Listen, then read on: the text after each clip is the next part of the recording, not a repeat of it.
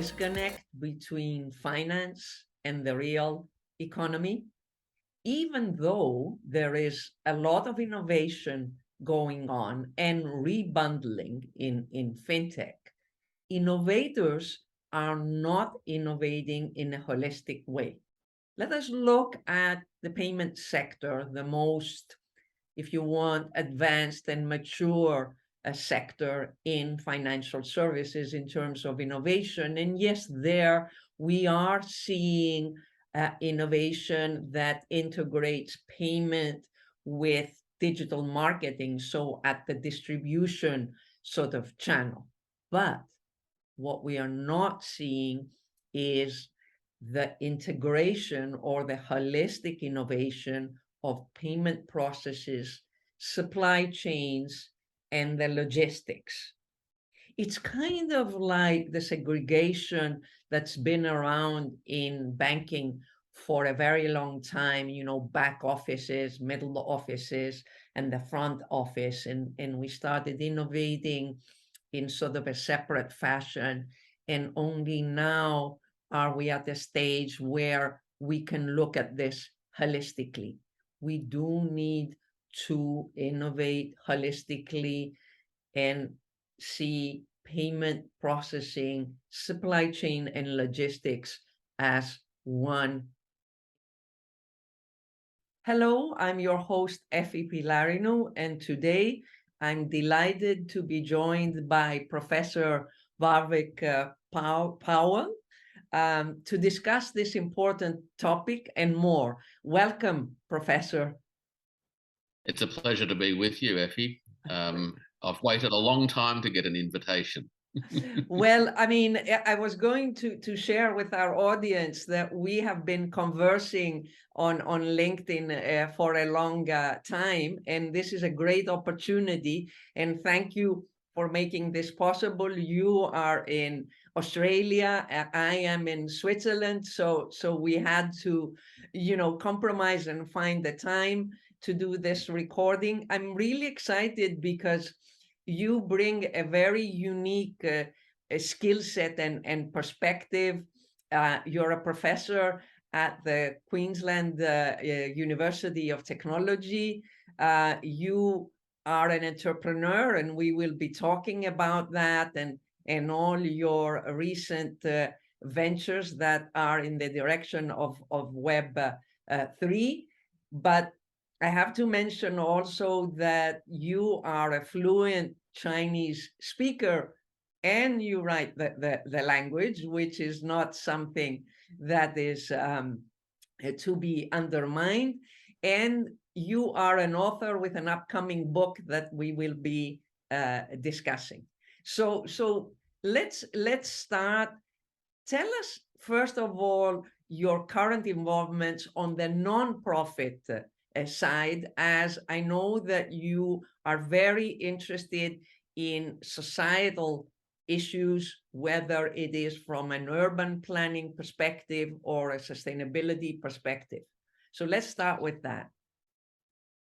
Yeah, I keep my interest in some of the, let's call it the impact areas through the work that I do in the not-for-profit sector, particularly in working with other entrepreneurs, and that really goes back many years to being involved with startup centres that were really community driven in regional economies, right through to taking on volunteer advisory roles with regional economic development bodies, which keeps me in touch with what's happening on the ground.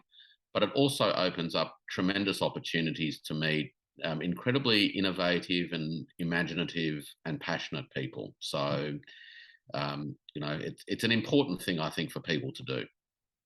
Yeah, I mean, I saw from your LinkedIn profile that you're part of this nonprofit Sister City Partners.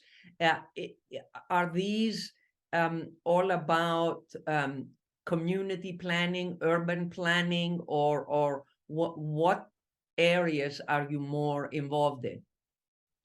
The main things we've been involved in is reimagining finance, and I started doing this, even before the world of distributed or decentralized finance, Looking at ways in which we could revitalize the relationships between communities and the entrepreneurs and businesses that service those communities. And in the early days of my work, the strong focus was on how we could revitalize and redevelop community-driven mutuals and cooperatives in the finance space. Very interesting. This is the predecessor of DAOs or digital cooperatives, if you want, right? Yeah, for sure. And in fact, I tend to see DAOs very much as a variation on the membership-based organisation theme, and it is, one way of thinking about how collections of people are able to make decisions about things and be accountable to each other for the decisions that they contribute to making. Um, and in this case, utilising technology tools to do that. But in the old days, quote unquote, it was done at public meetings where people would put their hands up to express their point of view. Right, right. Now, tell us about your involvement in Web3 ventures. I know that you are a chairman or an advisor. You have different roles in a variety of Web3 ventures. Tell us a little bit about the focus of those that you are currently Sure. involved in. Look, there are two main ones that I wear hats in. One is as the founding chair of Smart Trade Networks, which is a Web3 based software development and commercialization project, which has a global footprint. And I'll come back to that in a moment. The other hat that I wear is as the chair of the advisory board for a decentralized cloud project called Aurora FS, which really aims to design and deliver what I would call third generation distributed cloud, bringing on the lessons that we've learned through things like Filecoin and its predecessors to roll out an infrastructure that has enterprise grade properties, whilst at the same time optimizing the capabilities and efficiencies that can come from distributed clouds. So they're the two main hats that I wear.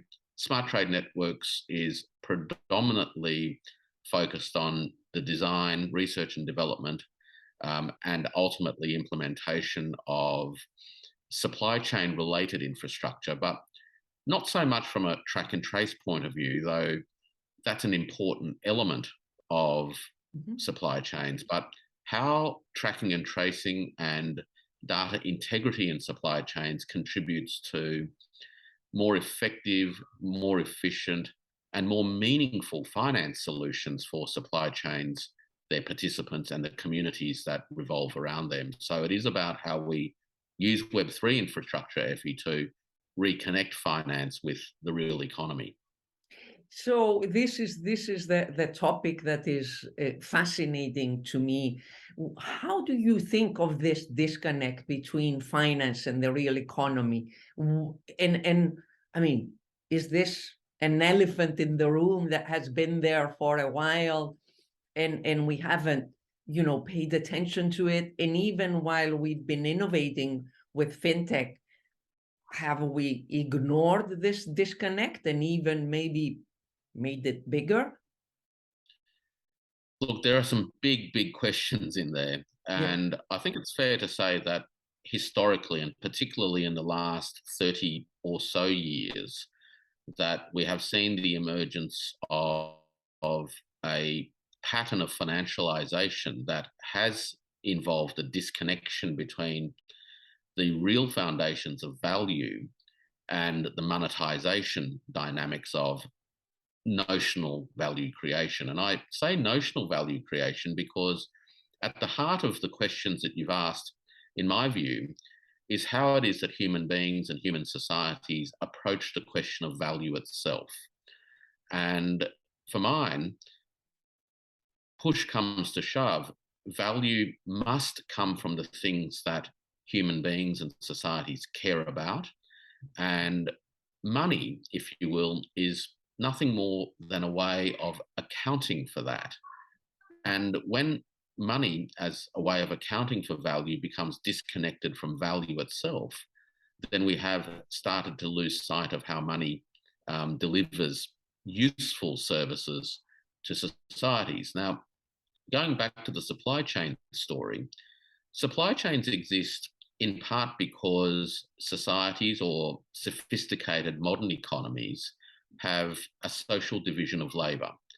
Not everybody can satisfy their own requirements every moment in time, and therefore different people and groups of people are involved in the production of different things. So we have a division of labor. Because there's a division of labor, we necessarily need this thing called money. And money is a way of connecting the misalignments Different between participants, right? different participants and the misalignment of production and consumption at any particular moment in time by, in effect, creating a time machine. So money's core function is as a means of payment. And when we, again, lose sight of that, I think we start to lose sight of value. So how do we connect these things back together again? And for the approach that I guess has underpinned my own thinking on all of this is that supply chains largely involve the movement of goods and services in one direction, if you will, which is downstream. And as that happens, there is a commensurate upstream flow of money. So money flows upstream when goods and services flow downstream. But in fact, what's going on is that money flows upstream when information about goods and services and agents involved in these processes flow downstream. And we know this because in finance, the money only moves when the paperwork is in order. And so modern paperwork is data. So I have approached this relationship between finance or money and the real economy really as a set of circuits that connect the flow of information about things and people and processes with the flow of money heading in the other direction. Very interesting. Very interesting. And this disconnect, are we at a point with these, at the convergence of these advanced technologies, to have an opportunity to fix this disconnect? Is that kind of the thinking on the positive side that you have? Yeah, absolutely. And one of the ways in which we can do that, or which is made possible by the advancements of technology, is that information about things actually become cheaper to collect, cheaper to store, cheaper to transmit, and cheaper for a network of participants to be confident in the authenticity and veracity of that information. And because of that reduced cost of information, we're able to bridge the gaps between information about things, people, and processes on the one hand, and the flow of money on the other. Prior to that, what ended up happening is that we saw the emergence of a significant number of intermediaries, which ultimately led to the production or the space in which we could produce what was in effect derivative products. And as derivative products became distanced from the underlying sources of value and became tradable instruments and of their own right, we started to see all sorts of problems emerge, which ultimately culminate in financial crises. So we do have an opportunity to reconnect information to the real world, and through that to reconnect finance with the real economy. And I think there's another driver in all of this too, and that is a historical one. Right now, human beings across the globe are confronted with the realities of our material requirements. And I often summarize it like this, that there are two things that are needed to maintain social stability. One is we need energy for people, food and water, and clean air, and we need energy for machines, whether it's oil, whether it's electricity or gas.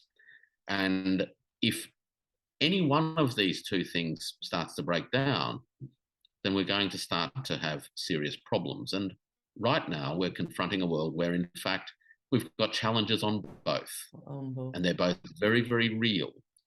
And monetization by itself doesn't solve either of them. So we're confronting an historic moment where the reality of our material requirements is forcing us to rethink the relationship between money and value. Very, very interesting perspective. I mean, you make me think that, I started my career on Wall Street in the early 90s. And I think the first 20 years, not I, but, just the whole environment was spent on issues in their financial and capital markets, and developing those and making them more mature. And you talk about derivatives and all sorts of other instruments that make capital markets and financial markets more mature, but not the real economy, because that was not the basis of thinking of how to help economies in the real sense, whether it is the production, the labor, but it was more about how to better manage capital flows, but with the self-interest of capital allocation. Or I mean, I guess the incentives, the financial incentives and the agency issues in financial services were set up in a way, and still are, to disconnect us further from the interests of the real economy. So don't we have to tackle that problem of the financial incentives and the agency problems first? For sure. Look, for sure. And in fact, those arrangements are not universal. The institutions of finance between, say, the North American marketplace, which in many ways is seen as the most mature global capital markets, is actually quite different from how finance has been arranged in other national jurisdictions. One of the most interesting areas of institutional finance difference has actually been the historic regional banking infrastructure that has played a role in German economic development. And I think that there's something in that we need to think about. We've also seen historically the role of building societies and city mutuals, amongst other kinds of mutuals, that harness capital and dormant funds and create credit for the purposes of satisfying the requirements of the members. And members' requirements are that those of real people in communities, or farmers who produce particular goods and services. And so it's not surprising that a lot of shared infrastructure that makes it possible for these sorts of real life economic activities to take place and function are actually funded and owned by a group of members, whether they're wheat farmers, whether they're cotton producers, whether they're cattle producers, sugar producers, or what have you. And so I think that there are institutions in our recent past, and in fact continue to play a role across many economies in the world, that gives us some hints as to how we can reform finance to be a servant of communities and people rather than be an end in itself. Wow, very the clarity that you have is just striking. Let's talk a little bit about your upcoming book with the title China Trust and the Digital Supply Chains. First of all, when is the book coming out? The book's in print and it will be out in early September. So watch out for it. It's hardback at first, and it's a little bit academic. So as a hardback, it is a little bit on the pricey side, but hopefully in the not too distant future, A paperback will be available as well. And of course, through talking with people like yourself, I hope to be able to convey some of the core messages that the book tries to address in a little bit more detail. Yeah, I mean, I saw the outline that you shared with me, and you talk about um, a new modality around trust, and in general, you spend quite a large part of the book on this issue of trust. Can you share with us some elements? I know that the time doesn't permit to analyze the entire perspective, but what is the main point and message and perspective that you want to bring? I think I try to distinguish a few things just so that we can have conceptual clarity around what it is that we're talking about and how it is that we use words. Trust is a word that's used a lot in the blockchain space. And in fact, my argument is that blockchains are not about trust at all. Blockchains are largely about trustless dependability. Okay, so that's the first thing. Now, trust, however, is something that's quite particular. So I asked the question, what is it that makes trust trust and not something else? So that's actually how I start the book. And what makes trust trust and not something else is actually quite human about it, and it's quite peculiar. So trust in this sense is about the fragilities and the relationships that are dynamic and which are formed through the interactions and commitments and promises that people make with each other. So trust as something that is meaningfully distinct from other things is fundamentally a dynamic process. It's also something that's fundamentally human. So I don't trust my motor car, but I do know that it's dependable in that it will behave predictably. So when I turn the steering wheel in one direction, it behaves in a predictable way. When I turn the key, it turns on. When I hit buttons, those buttons will cause the same thing to happen time and time again. But it doesn't make that relationship a relationship of trust. So that's the first point. The second point to understand is that trust in a technical sense and in an information systems point of view is actually not a great thing, because it means that the information system is exposed to risks of capriciousness. Capriciousness is the idea that actors can, without warning, unpredictably, make alterations to the state of affairs. And so capriciousness is actually something that's not a good thing in an information system, especially one where multiple actors depend upon that body of information to go about doing their business with themselves and with others. I then extend this to the idea of common knowledge and variations on the theme, which is the basis upon which this supply chain or this network of cooperative social division of labour actors actually go about doing the things that they do. And they can do this on the basis that they can have confidence that the information base that they make decisions about is a shared information base, so that the actions of others is more than likely to be predictable and can be depended upon. So that's the first thing. I make the distinction between human trust, trust in an information system sense, and the idea that, in fact, most supply chains need information dependability. That doesn't mean we throw trust out with the bathwater as a human thing. And in fact, in supply chains, we're starting to see trust emerge in different places.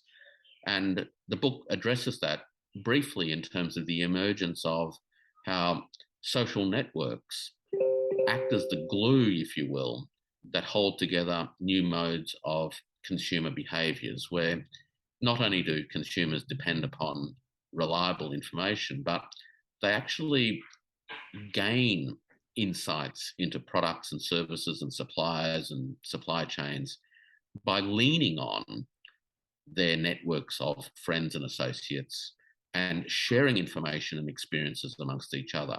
So trust re-emerges at some point in these supply chains, but not in the ways that we normally think about trust. So that's the foundation piece to, I guess, how I approach the question of the future of cross-border trade, China, and the technical infrastructure that is being rolled out. So you do touch, I mean, I know that you have chapters devoted to China, both looking at their money transformation through the CBDC that they're launching, but I assume that you're talking about other policies and infrastructures and strategic decisions that are in place. I'd be curious to hear some of those elements and whether they're also connected to the blockchain system network that China has there, and how you think about this. And at the end of the day, whether, you know, with China, how does openness, you know, if you want to relate to their strategy and their success? I know I've asked you too many questions at the same time, so let's focus Let's have a go. on yeah, let's focus on how China is positioned in this framework of thinking that you are presenting. China has embraced blockchain, and it has embraced it from top through to bottom. And there's a paradox in that, which is what initially got me very curious about how it is and why it was that distributed technologies became something so central to the public policy frame that anchors China's next phase of economic development. And it's paradoxical because the origins of blockchain, coming out of the Bitcoin world and its cyber the anarchist kind of libertarian world that informed it and gave blockchains its first lease of life in the early 2010s, is not something that you would usually associate with China. Yeah. So why is it that this distributed database system, if you will, has been embraced by China? And I sought to explore the conditions that made that possible and made it understandable, and then explored what its implications were. It's understandable because one of the challenges that an economy like China faces is actually this question of information dependability. So it goes back to that discussion that I had earlier about the role of information in making supply chains function. And capriciousness and the ability to be capricious in relation to information is actually the foundation of economic and social corruption. So if you think about what corruption is, in part, it's the ability for somebody to make an alteration to a record somewhere, whether it's a right for somebody to do something, whether it's adding another 0 or 2 to a bank account, whether it's issuing you with a permit to enable you to undertake a particular activity when you weren't entitled to, et cetera, et cetera. It's the ability to make alterations to records without other people knowing and without needing permission that is actually the foundation piece of economic undependability or independability. So for supply chains to work well, you need dependable information flows. That's the first thing. The second thing is that as you start to tackle complex systems with a lot of cross-border requirements and where there are concerns around product authenticity, safety, and all those sorts of things, and compliance with requirements, then the solidity of that information architecture becomes absolutely foundational. And so if you start to think about supply chains as a whole series of circuits of information about products or resources, events, and agents on the one hand, and resources, money, resources on the other hand, literally constantly spinning their way through enterprises as things move through time and space. When the information piece is inefficient, the money piece also is inefficient, Mm. right? So money gets blocked because the information about resources, events, and agents is blocked as well. And it's blocked because there are doubts about it, that it's incomplete, that it needs double checking, or what have you. What does that mean from a monetary economy point of view? Well, it means that from a system-wide perspective, we have two immediate problems. One is that the funds flow slower. Mm-hmm. And when funds flow slower, those who are paying for those funds incur greater costs. Yeah. So that's the first thing. The second thing, which is actually, I think, a very interesting perspective in the Chinese literature on supply chain finance and blockchains and all of that, is the idea of capital in use. And that is that when capital is blocked, not only is it incurring a cost to somebody, but it actually means that for a given amount of value that is being transferred through this system, you actually need a much larger amount of capital to make that happen, because a lot of that capital sits still. Mm. At any moment in time, there's a lot of capital that's sitting still. And so we come to this idea that if you want capital to flow without impediment, to reduce the cost of interest to supply chains and to reduce the amount of money that you actually need in an economy, then you've got to make information about things, about resources, events, and agents also flow smoothly. So there's a macroeconomic system rationale for all of this. And the beauty from a Chinese perspective of distributed ledgers is firstly that it deals with the preconditions of information capriciousness or corruption on the one hand, but most importantly is that it opens up the governance requirements for all the actors in the supply chain to take collective responsibility for the integrity of the system as a whole. And the paradox, and this is the second paradox, is that it means that from a governance point of view, the authorities are able to push governance further to the edges, where the actors themselves have the means and the tools available to them to self-govern. And that matters because that mode of governance is the cheapest mode of governance you can possibly have. When people govern themselves, the cost at the level of policing is actually very, very low. And governing a large and complex and growing political economy such as China requires greater efficiencies in system-wide policing costs.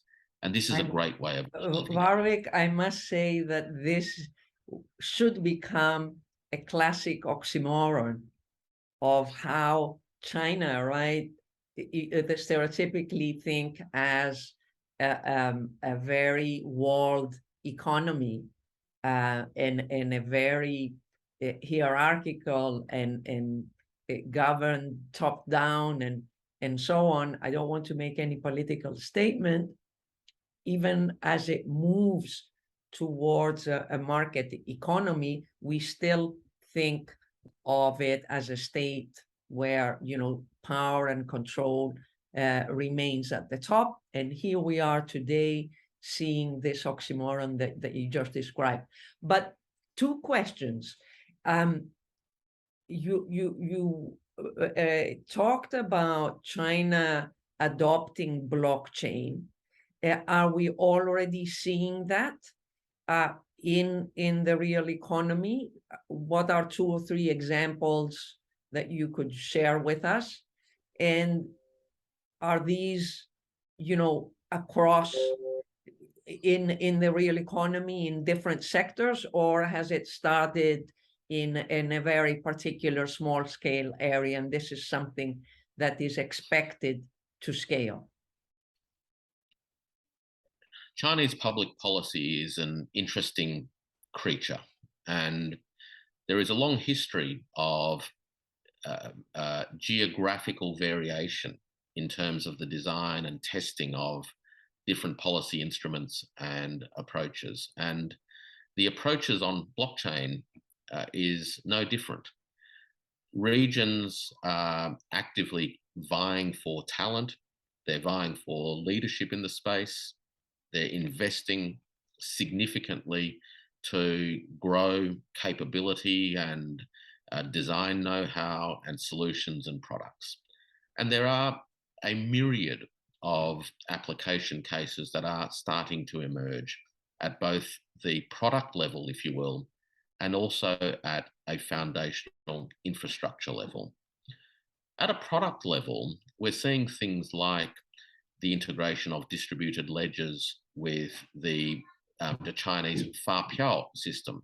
And Fapiao is the payments receipting administrative regime that is there to ensure businesses collect and pay their taxes properly. And that, unsurprisingly, has been an area of considerable concern in terms of fraudulent Fapiao, because the Fapiao is the basis upon which a business can claim back tax credits, for example. So, unsurprisingly, there was a marketplace of fake Fapiao as businesses sought to prove expenses that they could deduct from their tax liabilities. So there is a very significant initiative in southern China around Shenzhen around Fapiao issued on blockchains. Is We're also Fapiao, seeing, Warwick, pardon my ignorance, is Fapiao the IRS for China, or is it specific for the tax it's credit? an official receipt.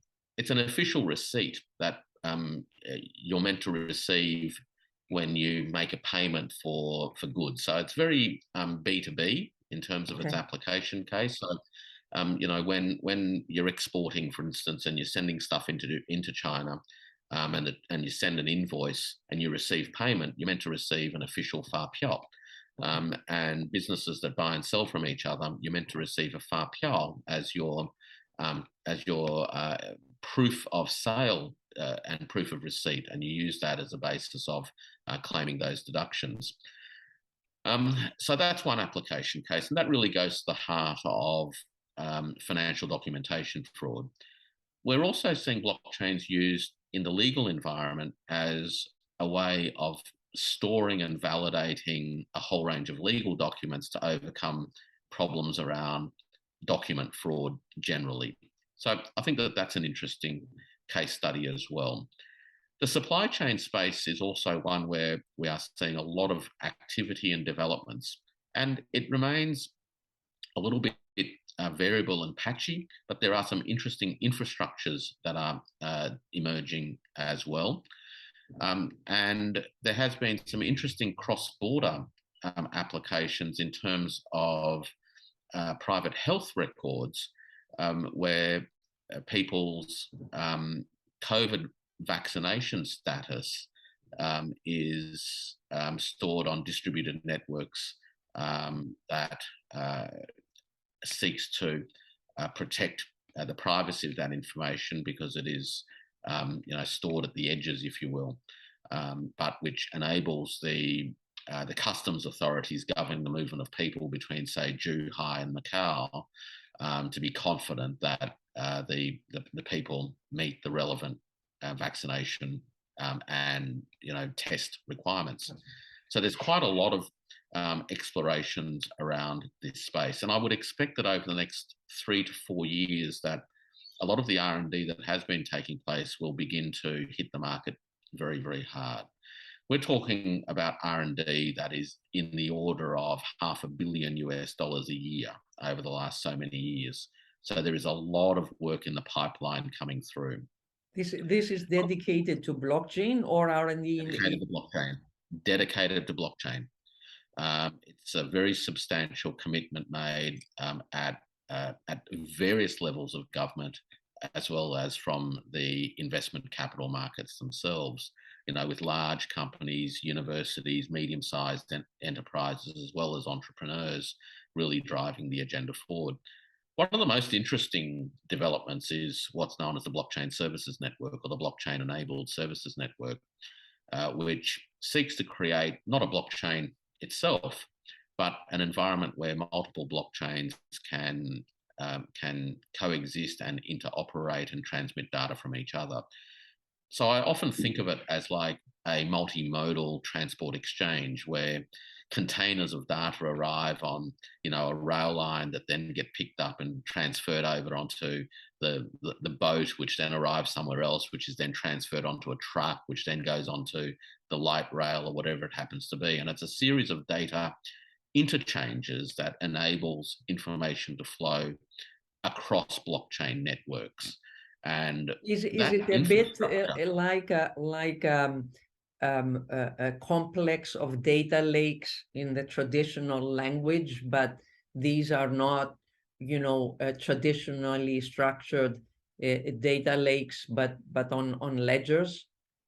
Some, of course, is on Ledger, and the Ledger links actually work through permission nodes. So nodes actually communicate with other nodes, a bit like beachheads in a sense. So if you think of that classic decentralized network kind of diagram where you've got all these little dots and lines joining them, what this actually creates is some dots have a particular color that can connect with other dots, and but manage those connection points.